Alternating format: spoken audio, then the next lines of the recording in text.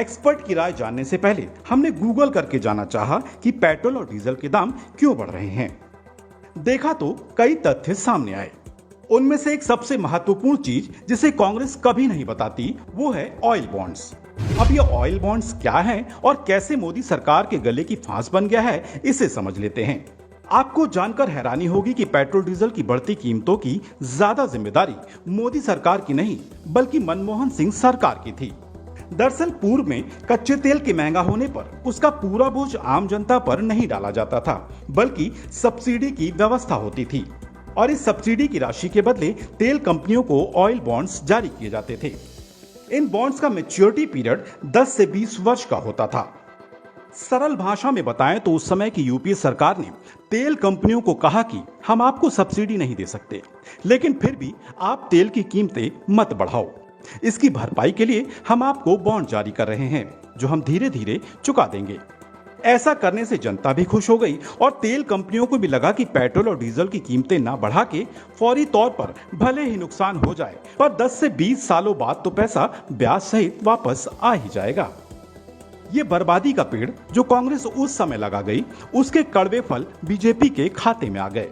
उस समय बांटे गए ऑयल बॉन्ड्स अब मोदी सरकार को ब्याज के साथ चुकाने पड़ रहे हैं।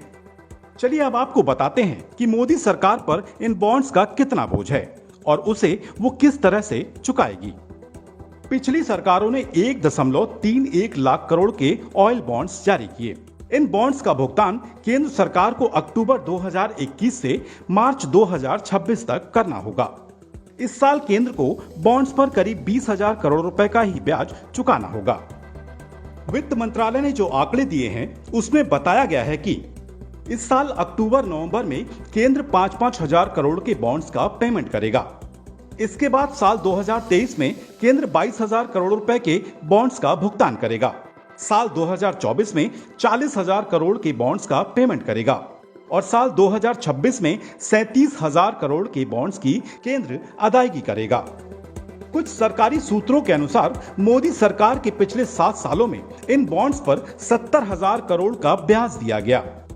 अगर हम पीछे थोड़ा सा जाकर के देखते हैं तो जुलाई 2010 में डॉक्टर मनमोहन सिंह सरकार ने पेट्रोल और डीजल दोनों को डीकंट्रोल कर दिया था। हालांकि पेट्रोल उसी समय उसका जो लागू हो गया, पेट्रोल डीकंट्रोल कर दिया गया, लेकिन जो उसका क्रियान्वयन है वो डीजल का वो 2014 में जाके हुआ है, जब एनडीए सरकार सत्ता में आई।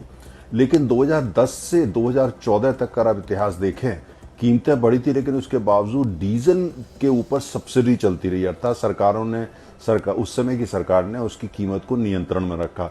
और कैसे रखा, उसके लिए सरकार जो है वो जो तेल की कंपनियां हैं उनको ऑयल बॉन्ड इशू कर दिया करती थी। अर्थात ये है कि उनको ये कहा जाता था जो भी आपका घाटा हो रहा है वो सरकार पूरा कर रही है। लेकिन कैसे सरकार पूरा करती थी, कोई पेमेंट नहीं करती थी, कोई पैसा नहीं देती थी।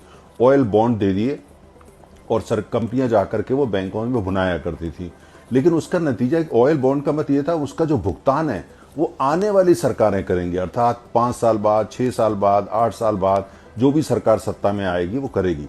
तो वो सारा 2010 से 2014 तक उस समय जो कि सब्सिडी दी गई या जो कंट्रोल प्राइस थी डॉक्टर मनमोहन सिंह या कांग्रेस सरकार की, उस तमाम चीजों का जो भुगतान जो अरबों खरबों रुपया है वो आज तक जो है ये अब जो उसके बाद सरकार आई एनडीए की, एनडीए 1, एनडीए 2, वो सरकार आज तक उसका कर रही है। आपको बता दें कि साल 1996-97 के बाद केंद्र सरकारों ने तेल कंपनियों के घाटे की भरपाई के लिए ऑयल बॉन्ड्स जारी करने का फार्मूला निकाला था।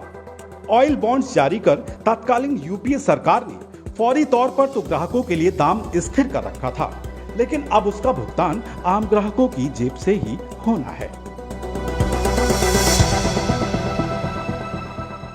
Presenting